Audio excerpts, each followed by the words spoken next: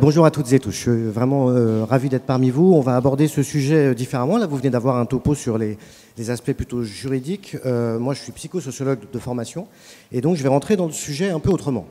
Il y a trois types de discrimination, si on raisonne de cette façon-là, plutôt d'un point de vue psychologique. Il y a la discrimination dite idéologique, c'est la personne qui dit « moi j'ai une théorie selon laquelle ces gens-là sont inférieurs, donc j'en veux pas. Ces gens-là ne sont pas capables d'eux, donc je ne leur louerai pas ». C'est évidemment une infime minorité, mais cette discrimination-là, elle existe. Il ne faut pas la nier. Mais pour cette forme de discrimination, moi, je ne peux rien faire. Le légal peut faire, peut punir, hein, mais je ne peux pas faire grand-chose. Après, dans votre cas, c'était très intéressant qu'on parle d'injonction de discrimination, puisque vous êtes prestataire de service, et donc vous êtes souvent entre deux. Et c'est très compliqué, et c'est pas simple de gérer ce problème. Moi, ça m'arrive souvent d'avoir des clients qui me disent par exemple, l'ADMR, hein, l'association qui fait du placement de personnes à domicile, qui me dit dans la ville où je suis installé, un client sur deux qui fait appel à moi me demande de ne pas me mettre à la maison telle ou telle nationalité ou telle couleur de peau. Qu'est-ce que je fais? Si je refuse, je ferme boutique, parce que ça représente potentiellement la moitié de mon chiffre d'affaires. Donc, j'ai pas le droit de le faire. Et en même temps, si je le fais, je ferme boutique. Et vous voyez bien que c'est pas si simple de poser un discours moral sur une situation pareille. Et quand on est prestataire de service entre un propriétaire et un locataire, on peut se retrouver coincé dans cet entre-deux.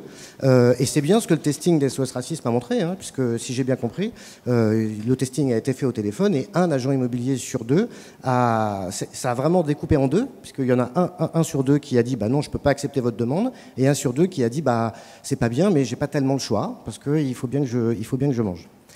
Ce qui va m'intéresser, ce qui va nous intéresser là maintenant, d'où le titre, stéréotype non coupable mais responsable, c'est une troisième forme qui nous concerne pour le coup tous au quotidien. C'est ce qu'on va appeler plutôt une forme de discrimination implicite, c'est-à-dire involontaire.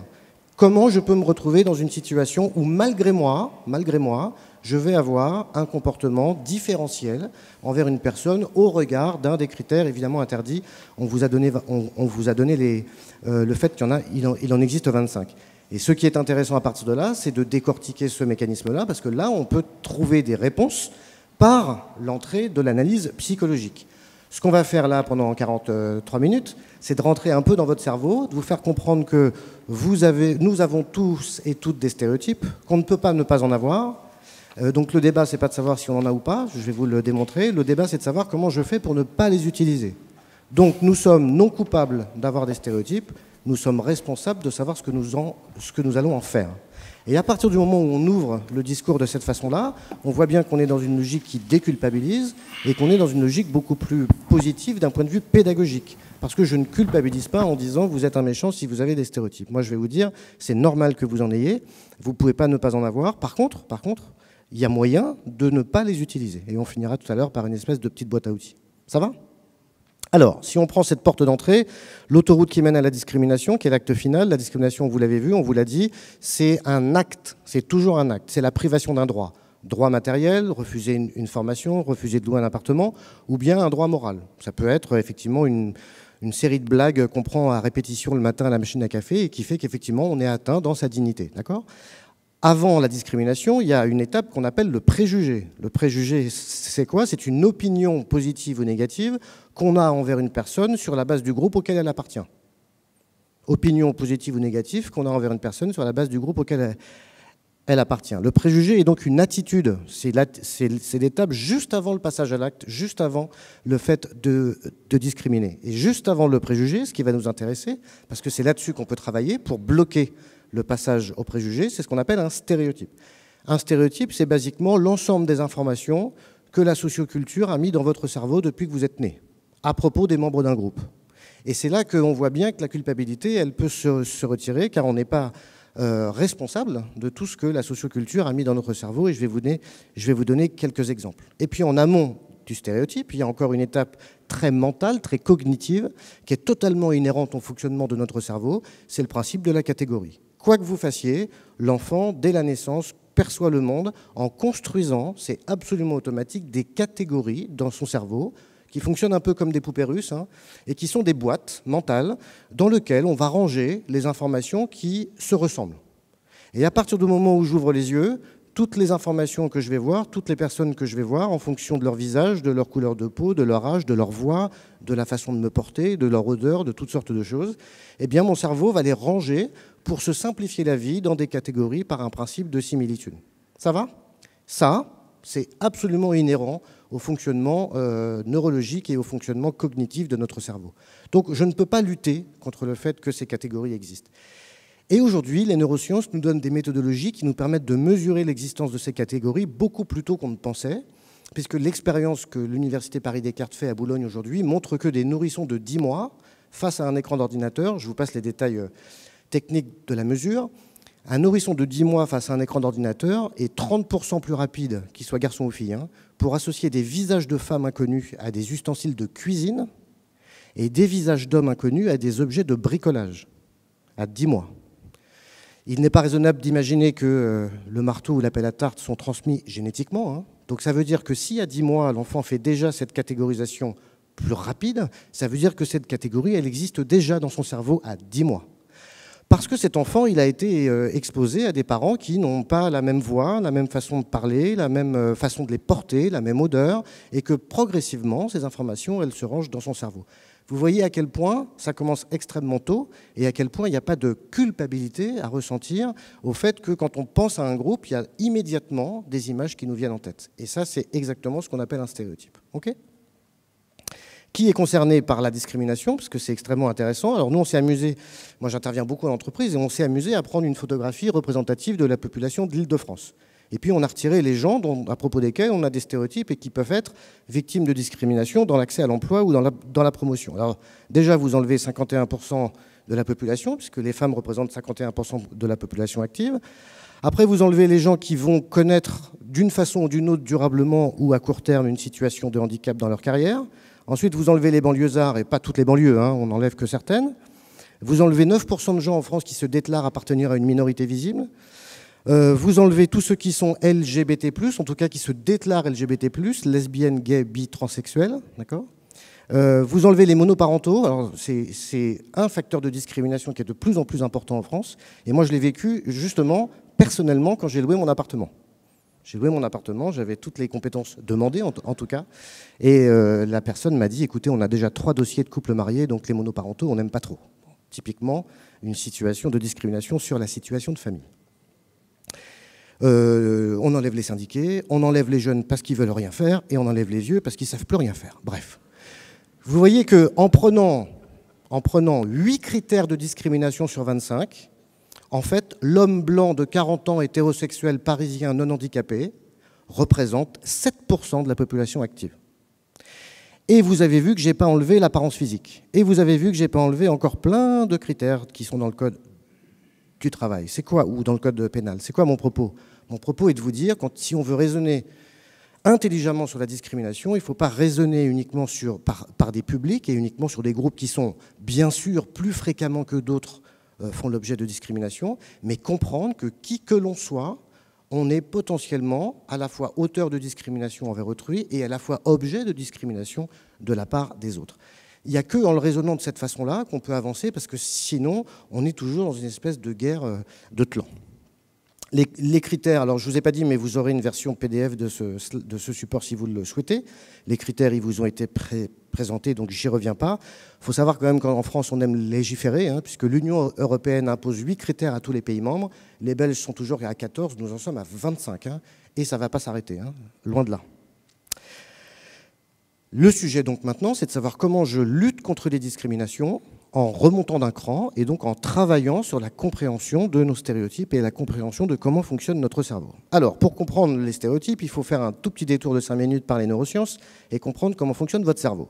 Beaucoup de théories depuis 40 ans, et en France on est assez en avance là-dessus, sur la question du fonctionnement du cerveau. Vous avez forcément entendu parler du cerveau droit-gauche ou du limbique du préfrontal, de l'émotionnel et du rationnel. Bon, toutes ces théories-là disent effectivement qu'il y aurait 2 cerveaux et ont une approche assez dichotomique, c'est-à-dire qu'on est plutôt l'un ou plutôt l'autre. Et puis il y a un auteur américain qui s'appelle Daniel Kahneman, et il y a une bibliographie à la fin des slides que je vous propose, qui a passé 30 ans au laboratoire à faire des recherches en psychologie, qui est sorti un jour de son labo pour appliquer ses théories au monde du travail et qui a été prix Nobel d'économie en 2012. Et l'approche de Kahneman, elle est intéressante parce que lui, il dit pas, il se fout de savoir quelle zone s'allume quand vous réfléchissez ou quand vous avez une émotion.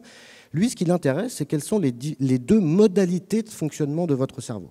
D'accord ? Et lui, il parle des deux systèmes de la pensée rapide et la pensée lente. Et en plus, il dit les deux sont très connectés, les deux sont plastiques. Vous allez voir comment on est tous les deux à la fois et comment s'améliorer sur l'un peut faire améliorer l'autre. Alors notre premier mode de fonctionnement, c'est ce que Kahneman appelle le système 2, c'est ce dont nous sommes toutes et tous dotés, c'est-à-dire la capacité à réfléchir, au sens propre du terme, c'est-à-dire à avoir une pensée logique. Si vous devez acheter une maison qui va vous surendetter sur 30 ans, vous allez à coup sûr utiliser votre système 2. Et votre cerveau va être en capacité d'inventer un algorithme très complexe dans lequel vous ferez rentrer des dizaines de variables et en plus avec des pondérations qui ne seront pas forcément les mêmes pour toutes ces variables. Probablement que le prix va être plus impactant sur votre choix que la couleur du parquet qu'il y a dans les chambres. Et donc votre cerveau va avoir une capacité incroyable à prendre une décision rationnelle en confrontant tous ces facteurs et en leur donnant un poids différentiel. Et à l'arrivée, vous décidez que vous achetez ou pas la maison. Ça ne veut pas dire que le risque sera de 0, mais ça veut dire que vous allez limiter le risque. Dit autrement, c'est un cerveau qui est guidé par l'exactitude de vos décisions. Le problème de ce cerveau, c'est qu'il vous coûte très cher. Il vous coûte cher en motivation, parce qu'il ne s'active pas tout seul. C'est vous qui décidez d'aller le chercher. Et vous remarquerez que dans la vraie vie, vous le faites de temps en temps intuitivement sans vous en rendre compte. Quand vous savez que vous avez une décision importante à prendre, vous vous mettez dans les dispositions qui permettent de le faire. On éteint la musique, on coupe son téléphone, on se met une claque sur la joue, on s'automotive. Bref, on met les conditions naturellement pour penser. Deuxième coup de ce cerveau, il est très lent parce que forcément, il faut confronter des dizaines d'informations. Troisième coup, il est fatigant. Être intelligent, c'est fatigant. C'est ce que ça dit, d'accord ? Et Kahneman est capable même de mesurer ça. D'après vous, sur une journée de travail, vous êtes rationnel combien de temps ? Si vous mettez bout à bout tous les moments où vous êtes rationnel, ça représente combien de temps sur une journée ? Non, quand même. C'est à peu près 1h30 de travail, ceux qui sont bien habitués, autour de 2 heures. Mais ça veut dire que ça ne couvre pas toute la journée de travail, d'accord ? Il y a même des psys qui commencent à compter ça en nombre de décisions rationnelles par jour. Ça c'est intéressant. C'est comme si on se levait le matin avec un stock de décisions rationnelles, à peu près autour de 10. Et quand on les a utilisées, on bascule en mode crétin, et là, il faut arrêter de prendre des décisions. Hein. Vous pouvez continuer à vivre, hein, vous pouvez continuer à vous amuser, à manger, à discuter, à travailler même. Mais quand on a épuisé son stock, il faut arrêter de prendre des décisions. D'accord ? Et vous le savez très bien, c'est quand on est très fatigué le soir qu'on prend les décisions qui ne sont pas forcément les meilleures. Hein, d'accord ? Alors évidemment, vous travaillez plus que 2 heures par jour, donc il faut bien utiliser une autre partie de son cerveau, ce que Kahneman appelle le système 1. Alors c'est un cerveau qui est tout aussi fascinant que le premier, enfin un mode de fonctionnement, mais qui fonctionne à l'opposé. Ce n'est pas un cerveau qui réfléchit, c'est un cerveau qui reproduit. C'est-à-dire que c'est un cerveau qui ne va pas analyser une situation nouvelle, mais qui, face à une situation nouvelle, va reproduire des schémas de pensée qui sont déjà intégrés. De fait, il est extraordinairement rapide, il s'enclenche automatiquement et il vous coûte 0 énergie. Donc il est génial. Et c'est celui qu'on utilise évidemment le plus souvent. Sauf que le problème de ce cerveau, c'est qu'il n'est absolument pas guidé par l'exactitude. C'est Homer Simpson. Ouais. Et ce cerveau-là se fout totalement de savoir si vous prenez des décisions rationnelles. Le seul objectif de ce cerveau-là, quand vous vous levez le matin, c'est de vous faire passer une bonne journée. Autrement dit, ce qui va guider ce cerveau, c'est votre bien-être. Mais de fait, si vous êtes guidé par votre bien-être, vous n'allez pas forcément percevoir la réalité telle qu'elle est, mais telle que vous avez envie qu'elle soit. C'est-à-dire de telle sorte que cette réalité satisfasse un degré de bien-être. Car nous ne sommes pas toute la journée exposés à des événements qui renforcent notre bien-être. On ne peut pas dire tout ce qu'on veut dire, on ne peut pas faire tout ce qu'on veut faire, on ne peut pas acheter tout ce qu'on voudrait, on ne peut pas obtenir tous les objets d'amour qu'on espère. Ça veut bien dire qu'à un moment donné, pour aller bien, il faut un tout petit peu réinterpréter la réalité pour qu'elle nous fasse aller bien. Et ce petit décalage de réinterprétation, ce petit outil, ça s'appelle un biais inconscient. Et dans les biais inconscients, il y en a plein. Et parmi ces biais inconscients, il y en a un qui concerne les groupes d'appartenance, ce qui s'appelle un stéréotype. Un stéréotype, c'est un outil absolument extraordinaire qui vous permet immédiatement de produire une réponse dans toutes les situations sans réfléchir. Si je dois croiser une personne très âgée dans la rue à qui je dois demander l'heure, sans y réfléchir, je risque de parler fort. Bonjour. Mon cerveau va me dire en 1/10 de seconde, il a l'air vieux, donc il est probablement malentendant. Et sans m'en rendre compte, il me fait parler fort. Et vous voyez bien que c'est extraordinairement efficace quand ça marche. Parce que statistiquement, vous êtes d'accord avec moi qu'il y a plus de gens malentendants au-dessus de 80 ans qu'en dessous de 30. Donc en fait, votre cerveau, il fait un pari statistique. Il fait le pari que ce monsieur est au milieu de la courbe de Gauss. Et il vous fait parler fort. Et si ce monsieur est effectivement malentendant, bah merci le stéréotype. Puisque le stéréotype m'a permis d'agir envers la personne de façon adaptée alors que je ne la connaissais même pas. Le problème se pose si cette personne n'est pas malentendante. Parce que là, elle me dit, mais pourquoi me parlez-vous sur ce ton ? Et là, vous êtes bien embêté, parce que vous vous rendez compte que vous avez été discriminatoire, en quelque sorte, sans vous en rendre compte. Alors vous dites, pardon, j'ai cru que, quoi, sous prétexte que je suis vieux, c'est sourd, c'est ça ? Vous repartez un peu mal à l'aise, et puis lui, il repart avec un post-it sur le front, ou alors avec une enclume sur les épaules. Hein, parce qu'à partir de là, il sait qu'il renvoie l'image de quelqu'un de vieux. Et vous voyez bien le danger, hein, c'est que ça peut l'enfermer, lui, dans sa posture. D'accord ? Ce qu'on appelle des phénomènes de stigmatisation ou d'autocensure. Okay ? Pourquoi est-ce qu'en entreprise, il y a des catégories de gens qui s'interdisent de candidater sur certains postes par rapport à d'autres ? Parce qu'ils ont internalisé l'idée que les autres pensent qu'ils ne sont pas capables de. D'accord ? Ça va ? Nous sommes tous et toutes ici les deux cerveaux à la fois. Et nous naviguons des deux cerveaux de l'un à l'autre en permanence. Être un scientifique très rationnel n'empêche pas d'être très superstitieux. C'est juste ce qu'on est en train de dire. Les deux sont totalement possibles. Et vous naviguez toute la journée de l'un à l'autre. Mon propos n'est pas de vous dire qu'il faut être tout le temps rationnel. Un, c'est pas possible, et deux, vous n'allez pas aller bien. Vous allez devenir très très névrosé hein, si vous êtes très, très rationnel tout le temps. Le sujet, c'est de savoir à quel moment il vous est nécessaire d'être en système 2, c'est-à-dire quand vous avez une décision à prendre. Et quelles mesures je peux mettre en place pour m'aider moi-même à prendre des décisions rationnelles. Ça va ? Alors, si vous regardez cette image, normalement, en 1 seconde, vous avez tous vu sur cette carafe un couple. Vous l'avez, le couple ? Bien. Alors, sans parler, regardez bien le couple, vraiment sans rien dire. Regardez bien le couple, hein, ne me dites pas il y a un bouchon sur la carafe, ça on le voit tous. Et sans parler, levez la main, ceux qui à l'intérieur du couple voient autre chose. Personne. Vous regardez l'image. Ah, pardon, excusez-moi, je n'avais pas vu. 4, 5. Bravo. Tous les autres, vous regardez l'image et vous dites à votre cerveau, il y a un truc à voir. Et votre système 1, il vous dit, non, ça va, ça me plaît. Alors vous lui dites, si, le monsieur te dit qu'il y a un truc à voir. Alors vous penchez la tête, vous plissez les yeux, vous regardez, et votre système 1, il vous dit, mais laisse-moi tranquille. Parce que votre système 1, en 1 seconde, il a satisfait ses 2 besoins de base. Voilà une information simple à comprendre, et voilà une scène sympathique à regarder. Simplicité, bien-être. Et il s'arrête. Et il vous empêche de voir ce qu'il y a d'autre à voir. D'accord ? La magie du truc, c'est que dès que vous allez savoir ce qu'il fallait voir, les moins psychopathes d'entre vous risquent de le voir. Qui a vu quoi ? Des dauphins. Regardez bien le couple. À l'intérieur du couple, dans les zones noires, vous devriez voir apparaître des poissons ou des dauphins. Si vous ne les voyez toujours pas, c'est que vous aimez beaucoup cette scène. Je ne vais pas vous demander de lever la main, hein, d'accord ? C'est mieux ou pas, maintenant que vous savez ? Là, ça devrait être mieux quand même. S'il y a dans la salle des gens qui ne voient toujours pas le moindre poisson, il faut consulter. Hein.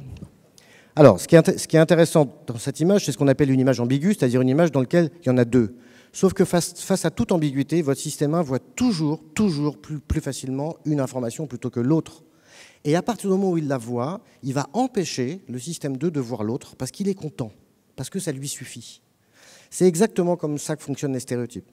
Vous rencontrez une personne que vous ne connaissez pas, fameux syndrome de la première impression, vous serrez la main et vous vous dites « c'est bon, je sais ». Combien de fois un recruteur me dit « le recrutement se fait dans les 15 premières secondes ».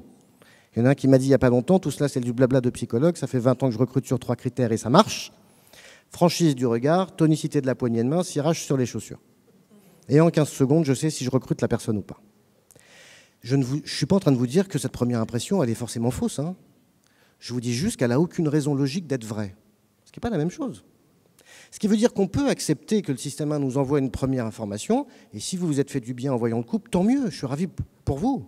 Mais le boulot, si vous voulez, si on vous demande objectivement de décrire l'image, c'est de vous donner les moyens de voir aussi les poissons.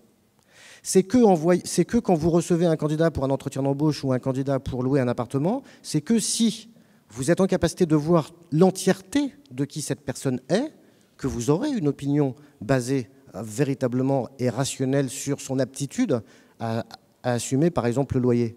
Mais si vous ne voyez qu'une partie de ce que la personne est sur la base d'un stéréotype qui s'active sur la couleur de la peau, sur l'âge, sur toutes sortes de caractéristiques, techniquement, vous êtes en système 1 et vous prenez le risque de vous tromper et accessoirement de vous mettre dans une posture illégale. Ça va? C'est intéressant, hein, cette image. On l'utilisait il y a 30 ans pour savoir si des enfants qui étaient entendus dans le cadre juridique avaient été témoins de scènes auxquelles ils n'auraient pas dû assister. Quand vous montriez cette image à un enfant, il regardait ça en disant bah, « c'est des poissons ».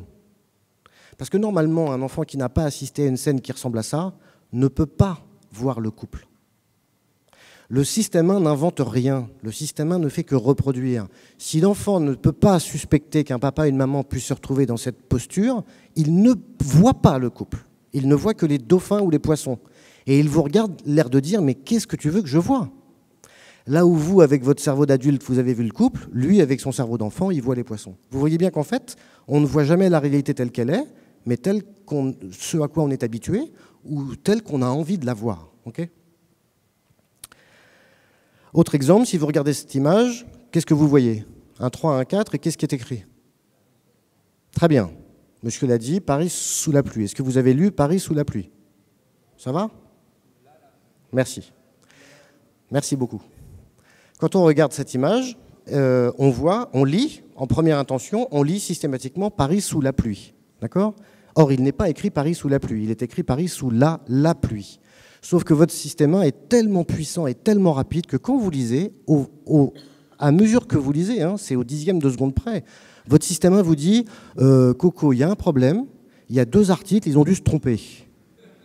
Parce que ça ne vous arrive jamais de lire un texte dans lequel il y a 2 articles. Et donc lui, il n'est pas habitué, le système 1. Donc il fait l'interprétation que c'est une erreur et il corrige. Et vous êtes sûr de lire Paris sous la pluie, au même titre que vous êtes capable de lire ce texte, alors qu'aucun mot n'est écrit dans le bon ordre.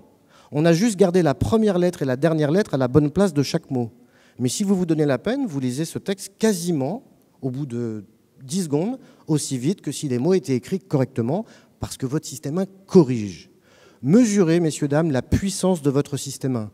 Mesurez la puissance des biais inconscients, mesurez la puissance des stéréotypes, si on les laisse agir. Si on les laisse agir. Mais je vais vous donner des solutions pour les bloquer. En tout cas, pour les rendre les moins polluants possibles sur les décisions que vous pouvez prendre. La réalité est telle qu'elle est. Les stéréotypes, c'est une façon de l'apercevoir. Donc, on a dit qu'il y avait un biais. Nous, ce qui nous intéresse, ce n'est pas tellement ça, c'est la décision qui est prise de derrière. D'ailleurs, au niveau légal, la discrimination, c'est une décision, c'est un acte. Qu'on ait une opinion négative envers les membres d'un groupe en se disant « je pense qu'il ne faudrait pas louer l'appartement à ces gens-là », ce n'est pas forcément bien moralement, mais il n'y a pas de délit. Le délit, c'est quand vous décidez de ne pas louer à la personne. Donc c'est bien le passage à l'acte qui va nous intéresser. Et donc ce qu'on va appeler plutôt le biais décisionnel. Comment je prends une décision sur la base d'une perception biaisée de la réalité. Mais légalement, tant qu'on en est à une opinion qui est biaisée, il n'y a pas de préjudice. Donc ce qu'on peut bloquer, c'est le passage de l'opinion biaisée à la décision. D'accord ? Et c'est bien là qu'on a des outils sur lesquels on peut vous aider. Alors pour bien comprendre au sein des biais ce que sont des stéréotypes, on peut prendre cette image. Vous avez vu que l'Europe ne va pas très très bien et donc on s'est dit, on pourrait faire le paradis européen en faisant autrement. On pourrait donner à chacun des compétences des rôles en fonction des compétences nationales. Alors vous voyez bien que là, si on prend ces 5 nationalités, vous voyez bien que ça fonctionne.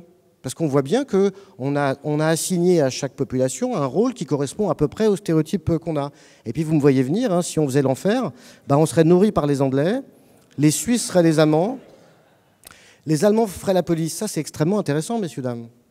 Quand on pense aux Allemands, au bout de 5 secondes, si vous laissez votre cerveau vagabonder, l'officier allemand arrive dans votre cerveau. Alors un peu moins pour les générations Z que pour les boomers, n'empêche que 75 ans après le débarquement, messieurs, dames, notre cerveau continue à faire l'assimilation entre les Allemands et la Seconde Guerre mondiale.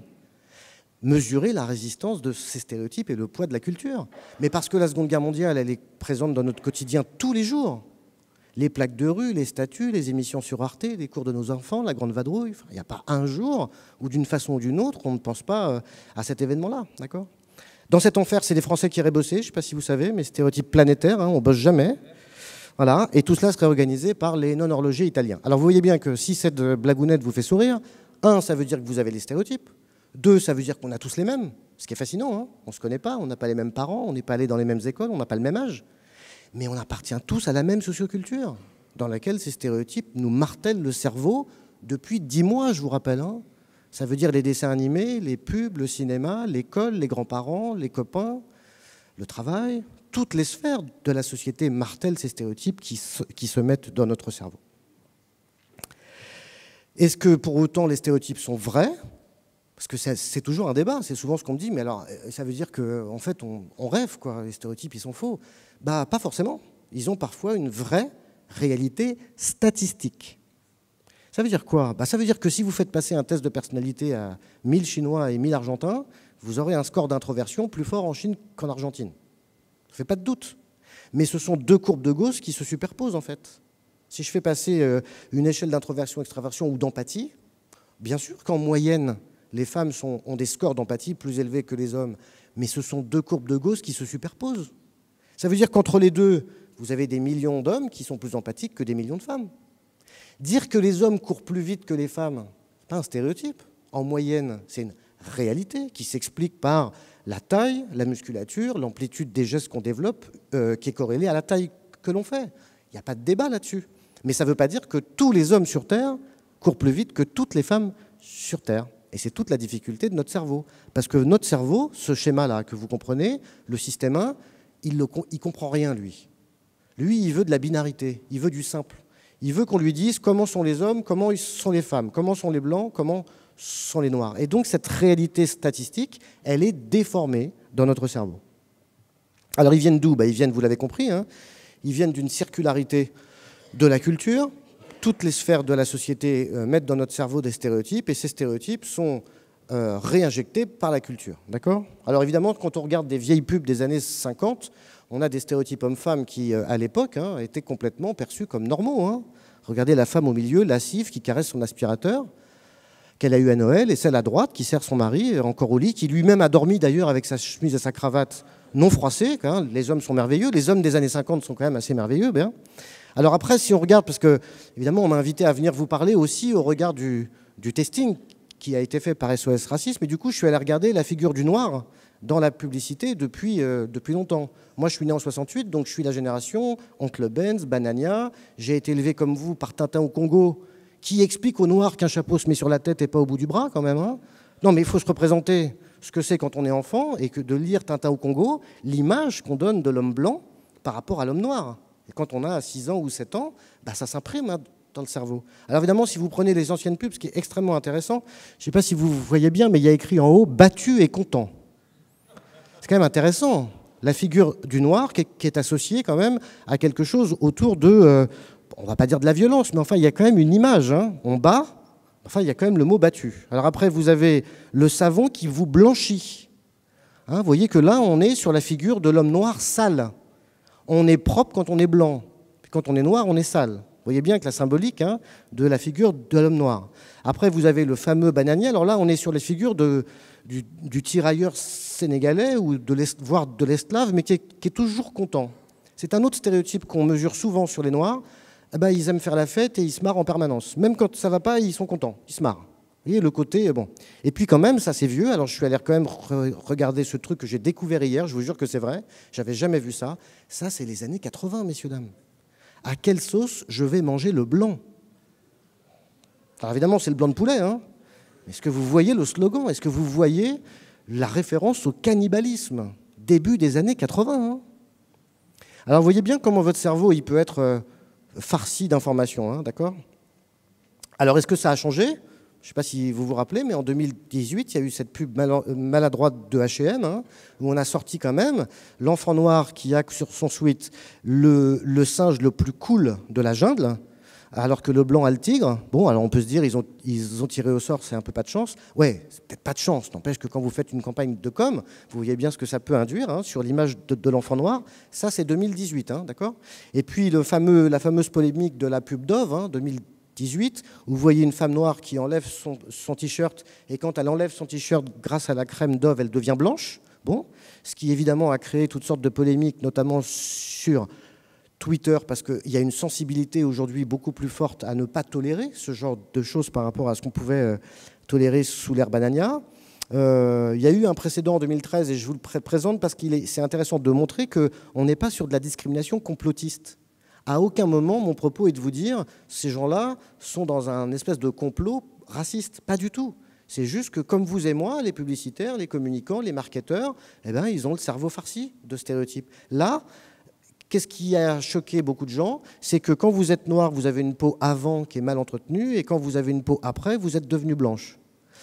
Bah, c'est pas de chance, n'empêche que l'ordre, ça va du la peau abîmée pour la femme noire et la peau qui n'est plus abîmée pour la femme blanche, d'accord? Alors moi, je me suis amusé hier soir à taper dans Google Images « visite appartement ». Je me suis dit, je vais aller voir qu'est-ce qui ressort sur Internet, quels sont les stéréotypes associés, en tout cas au niveau des visuels, sur la location d'appartements. Alors vous voyez, là vous avez les 4 premières pages, enfin quand j'ai pris mon écran, j'ai fait des captures d'écran, je suis descendu, et donc ça m'a donné 60 images. Sur ces 60 images, il y en a la moitié, 30, sur lesquelles il y a au moins un personnage humain. Il y en a où c'est que l'appartement. Et donc j'ai compté. Et voilà la répartition. Sur 30 photos avec un ou plusieurs personnages, il y a 22 couples hétérosexuels blancs sans enfants, 5 couples hétérosexuels blancs avec enfants, 3 femmes blanches seules. C'est-à-dire que sur 100% des personnages mis en scène sur les photos qui représentent la visite d'un appartement, vous avez 100% de blancs. Il n'y a pas un personnage qui n'est pas blanc. Il n'y a pas un personnage qui est gay. Il n'y a pas un personnage qui est en situation de handicap. Mais il n'y a pas de complot, hein. Entendez-moi bien. Hein. Je ne viens pas vous dire qu'il y a un complot. C'est juste que quand je prends une photo pour mettre en scène la visite d'un appartement, mon cerveau me dit, bah, tu prends un brun, une blonde, 2 enfants. Et tu les rends heureux. Vous irez voir, hein, vous taperez vous-même, vous allez voir quand même les schémas des gens qu'on met en scène. Il n'y a pas de vieux, hein, il n'y a que des jeunes aussi, hein, d'accord ? C'est extrêmement intéressant de voir comment la circularité du truc. Comment ne pas avoir de stéréotypes si jour-nuit, on m'envoie des images stéréotypées sur ce qu'est mon client. Compliqué de sortir de ce stéréotype automatique quand dans la vraie vie, je fais visiter un appartement à une personne qui ne correspond pas à ce modèle-là. Okay ? Ça vous étonne ou pas? Ouf. Ah, du coup, il y a de la censure. Vous voyez ? Ça commence très très tôt. Juste une petite illustration. L'éditeur Hatier m'a demandé il y a 3 ans de faire un audit de ses livres scolaires. Il y a plein de livres qui étaient très très bien faits, mais là j'ai pris cet exemple-là parce qu'il est parlant par rapport au testing que vous avez vécu. Dans ce livre de CM1, ils ont créé 4 personnages qui sont Inès, Luna, Paul et Samuel. Ces 4 personnages sont, vous avez vu, il y a un effort, hein, 2 garçons, 2 filles, couleurs de cheveux qui sont différents, donc on se dit, bon, ils ont fait un bel effort. Alors vous avez remarqué qu'il y a un petit gros à lunettes. Dans tous les dessins animés, dans tous les livres d'enfants, vous remarquerez, il y a toujours un petit gros à lunettes. C'est-à-dire qu'on met un gros et on se dit, ça suffit pas. On lui remet des lunettes en plus, hein, d'accord ? Et ce petit gros à lunettes, ce qui est extrêmement intéressant, c'est que c'est jamais un enfant, entre guillemets, normal. Soit c'est le geek de service, soit c'est le comique, soit c'est le méchant. Mais c'est jamais un enfant normal. Comment ne pas comprendre, avec toutes ces images répétées, qu'en France, il y ait de la grossophobie? Comment ne pas comprendre, regardez les mannequins, comment ne pas comprendre que l'image du gros est associée à quelque chose de négatif, nécessairement. Et puis alors, il y a Samuel. Samuel, il m'intrigue parce que moi, je me suis dit mais immédiatement, là, ils ont dû faire 2 minorités en une, on met un noir avec un prénom juif, comme ça fait l'affaire, et on en casse 2 d'un coup. Bon, bref. C'est vrai. Qui avait un handicap en plus, non, il me semble. Alors, dans ce livre, il y a des exercices quasiment à chaque page. Et l'exercice qui est proposé à l'enfant, il est fait par un des 4 personnages. Et il se trouve qu'un de ces 4 personnages réussit ou rate l'exercice. Et donc, vous allez voir que je n'ai pas une vie très très drôle, hein, puisqu'un soir, qu'est-ce que j'ai fait? J'ai pris le bouquin, j'ai pris chaque exercice et j'ai compté. Et je me suis rendu compte que 90% des exercices réussis le sont par les filles et que seulement 7% des exercices des garçons sont réussis. C'est-à-dire qu'inconsciemment, les éditeurs ont mis les filles en réussite. Ce qui correspond à la vraie vie. Hein. En 2018, 7% des garçons ont eu le bac mention très bien, 12% des filles. Hein. Aujourd'hui, il n'y a pas débat. Dès le CE1, il y a un écart de niveau scolaire grandissant entre les garçons et les filles au profit des filles. Mais si vous êtes exposé à ce genre de message, vous voyez que ça réalimente la réalité qui elle-même renforce les stéréotypes, qui réalimente la réalité. Et ça ne s'arrête jamais. Et après, je suis allé voir donc mon ami Samuel. Et quand Luna réussit 78% de ses exercices, Samuel les rate tous. Je vous jure que c'est vrai. Et quand je restitue l'étude, les deux éditrices qui sont dans la salle, je n'exagère pas, elles sont limite en pleurs. Parce qu'elles me disent, on n'a rien vu. On n'a rien vu parce qu'en fait, on a été une dizaine à bosser sur ce bouquin. Et chacun y est allé de son exercice. Et chacun y est allé de son petit biais inconscient. Et chacun a mis Samuel dans le boulet qui rate tout. Sauf qu'à l'arrivée, quand vous êtes un enfant noir au CM1 et que vous avez un livre qui vous apprend le français, dans lequel votre rôle modèle rate tout ce qu'il fait, compliqué de se projeter. Compliqué de se dire j'ai les mêmes chances que, compliqué d'avoir confiance en soi. D'accord ? Vous voyez comment les stéréotypes, c'est inconsciemment comment j'impacte l'autre, mais comment l'autre lui-même peut se mettre en situation d'échec par l'internalisation de ces stéréotypes. D'accord ? C'est pour ça qu'on n'est pas dans une logique binaire avec les méchants d'un côté et les gentils de l'autre. C'est ça que je voudrais que vous reteniez. On est dans une logique systémique. Tout le monde est acteur et fait l'objet de stéréotypes et de discrimination. Les stéréotypes, ce n'est pas que l'image qu'on a des autres, c'est aussi l'image qu'on a de son propre groupe, c'est ce qu'on vient de dire, c'est ce qu'on va appeler un auto-stéréotype. Hein. Pardon, je vais trop vite.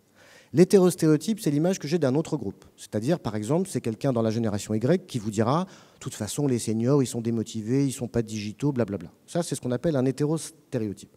Imaginons qu'on soit dans un écosystème très jeuniste, où effectivement les stéréotypes sur l'âge soient très très forts. Il y a des chances que l'image de ce Y envers les seniors soit négative. Quel peut être l'impact pour ces seniors ? On vient de le voir, c'est que ce senior internalise le stéréotype et qu'à force de prendre des blagounettes sur son sonotone, eh bien l'enclume va s'enfoncer dans ses épaules. Et que progressivement, il va perdre confiance en lui avec une image de soi dégradée. Le troisième étage de ce système, écoutez bien, c'est moins intuitif, c'est ce qu'on appelle un métastéréotype. Écoutez bien, le métastéréotype, c'est l'image que l'on se fait du stéréotype que les autres ont envers nous. L'image que l'on se fait du stéréotype que les autres ont envers nous. Mettez-vous dans la peau d'une personne noire qui va peut-être visiter un appartement et qui se dit en rentrant dans l'appartement, de toute façon, je le visite, mais vu ma tronche, on ne me le louera pas. Peut-être que ça peut le rendre un peu agressif. Peut-être que ça peut le mettre en posture basse. Peut-être que ça ne va pas le rendre très très souriant. Vous voyez ce que je veux dire ? Mais du fait, vous avez en face de vous une personne qui fait la gueule. Vous vous dites, elle n'a pas l'air bien motivée à louer mon appartement, le gars. Et vous voyez comment potentiellement, et on n'est pas dans la logique de l'œuf et de la poule, hein, on est dans un système. Potentiellement, le métastéréotype peut donner raison à l'autre. Imaginez dans une entreprise très jeuniste où tous les seniors, tous les plus de 55 disent « pas la peine que je candidate sur ce poste, ils ne me le donneront jamais, je suis trop vieux ». Si les plus de 55 ne candidatent pas, que se disent les autres ? Je n'ai pas interdit aux vieux de candidater, moi. Je mets un poste en ligne, ils n'en veulent pas. C'est peut-être bien la preuve qu'en fait, quand on est vieux, on est démotivé. Et vous voyez comment le métastéréotype et l'autocensure finissent par réalimenter les stéréotypes. Et ça peut tourner comme ça en boucle pendant très très longtemps. Et je vous ai amené une illustration, alors on va pas passer ça, j'ai pas le temps, c'est pas grave. Je vous ai amené une illustration scientifique de ça. Voilà une expérience toute basique, université américaine, vous prenez 100 étudiants blancs et 100 étudiants afro-américains et vous leur soumettez un petit exercice, d'accord ? Sauf que la moitié d'entre eux, blancs et noirs, vous leur dites qu'il s'agit d'un simple exercice. C'est tout ce que vous leur dites. L'autre moitié, ils font la même chose, même test, hein, sauf que vous leur dites au début, avec ce test, on va mesurer ton intelligence. Quand vous dites à des Afro-Américains, on va mesurer ton intelligence, ce que lui entend, c'est on va t'évaluer sur la dimension sur laquelle tu sais qu'on pense que tu es nul. C'est ça que son cerveau entend. Et qu'est-ce qui se passe dans les faits ? Eh bien, dans la condition où on leur dit simple exercice, on n'a pas de différence statistiquement significative de performance. Quand vous leur dites mesure de l'intelligence, les étudiants blancs ont un score supérieur aux étudiants noirs. Ça marche avec hommes-femmes, ça marche avec toutes sortes d'expériences. À partir du moment où vous mettez le doigt là où ça fait mal, vous mettez la personne en échec. Ça veut dire que potentiellement, la circularité du truc, elle est très forte, hein. Si je suis persuadé qu'il y a de la discrimination dans l'accès au logement, ça peut générer chez moi une posture très défensive, et puis du coup, je génère des comportements défensifs chez l'autre, qui effectivement ne va pas me louer mon logement. Qui a discriminé qui? Vous voyez bien que ça devient beaucoup plus compliqué. Et on n'est plus dans une dialectique de gentil et de méchant. On est dans une logique plus systémique. D'accord ? C'est ce qu'on appelle pompeusement des prophéties autoréalisatrices. Je ne sais pas si le mot vous parle. Une prophétie autorisatrice, c'est simple. Hein, c'est imaginer que j'ai une compagne qui déteste le lundi. Hein, tous les dimanches soirs, elle me dit demain, j'ai pas envie d'aller bosser. Donc évidemment, quand elle rentre du boulot le lundi soir, je pense qu'elle a passé une mauvaise journée. Alors je vais la voir en douceur. Je lui dis ça va, ma chérie? Elle me dit oui, oui. C'est un petit oui, ça. Bah si, ça, je te dis que ça va. Excuse-moi de m'intéresser à ta journée. Mais tu m'énerves, je te dis que ça va. Ah, je t'énerve. Pas l'impression que ça aille si bien que ce que tu dis. Et vous voyez que ça, elle monte dans les tours. Hein. Et elle me vire de la pièce, et moi je me dis, j'avais bien raison de penser qu'elle a passé une mauvaise journée. Ce qui est sûr, c'est qu'on va passer une mauvaise soirée. Hein. Ça, c'est une certitude. Hein. C'est-à-dire qu'en fait, j'ai projeté sur l'autre une attente que j'ai fini par créer. À l'école, en positif, on appelle ça l'effet Pygmalion. Quand vous faites croire dans une classe à des instituteurs que dans la classe, études scientifiques, hein, déontologiquement interdites partout dans le monde aujourd'hui, mais études scientifiques, sérieuses, on a fait croire à des instituts que dans la classe, il y avait des enfants précoces, intellectuellement. À la fin de l'année, leur QI avait augmenté 25% plus vite que les autres enfants, alors qu'ils avaient une intelligence totalement normale. Ça marche en négatif aussi. Hein. Donc faites attention à ça. Vous avez le pouvoir, par vos stéréotypes, par exemple, s'ils sont négatifs, d'avoir un comportement défensif envers la personne. Mais ça peut être au téléphone avec la voix. Hein. Vous voyez bien, la voix, on l'a testé avec des entretiens au téléphone. On a fait croire à des hommes qu'ils avaient au téléphone une jeune femme qu'ils ne connaissent pas, et on leur dit, parlez avec elle autant que vous voulez, il faut vous faire une impression à son égard. Sauf qu'à la moitié d'entre eux, on leur a fait croire que la fille était magnifique, et à l'autre moitié qu'elle l'était nettement moins. Et on a enregistré la conversation, et on a fait écouter la conversation à des juges externes. Et bien, comme par miracle, quand la fille est prétendument belle, des juges externes la trouvent plus drôle, plus intelligente et plus sympathique. Parce que quand je suis au téléphone avec une personne que je crois jolie, je m'intéresse à elle et je suis plus sympa et je la mets dans des dispositions positives. Vous voyez bien comment tout cela fonctionne en boucle, là.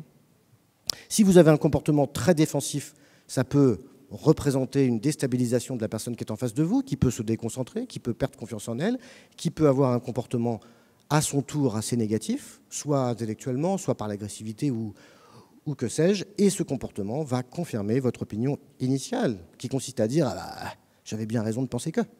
Et voilà comment les stéréotypes peuvent s'entretenir très très longtemps.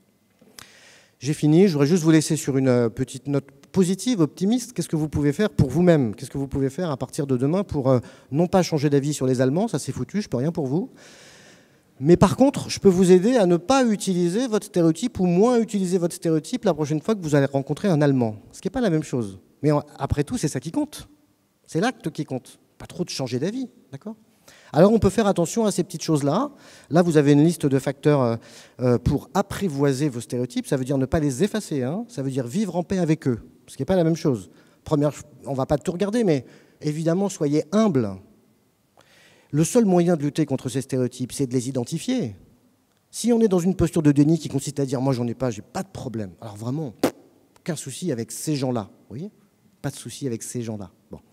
On ne peut pas travailler sans stéréotype si on s'auto-persuade qu'on n'en a pas. D'accord ?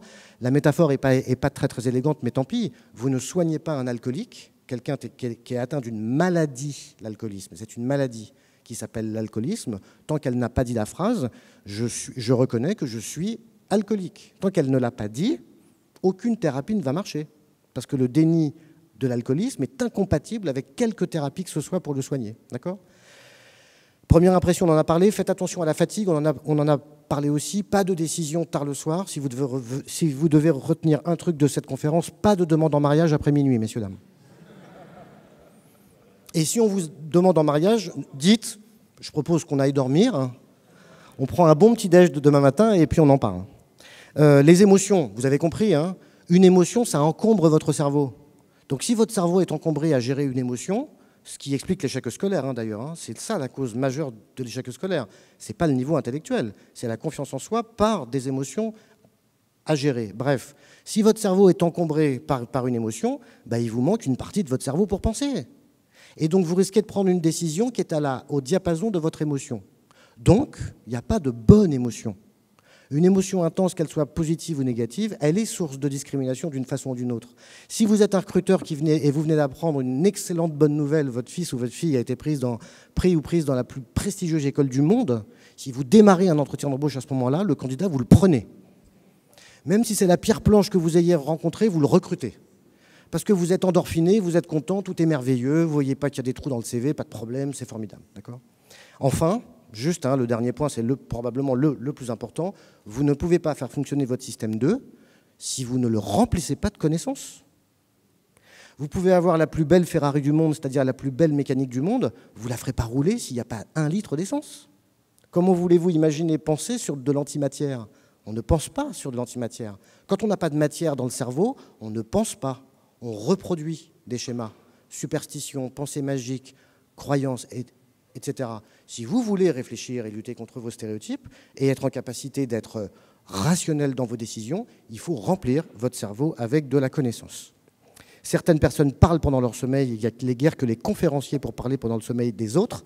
J'espère que vous n'avez pas trop dormi. Merci beaucoup.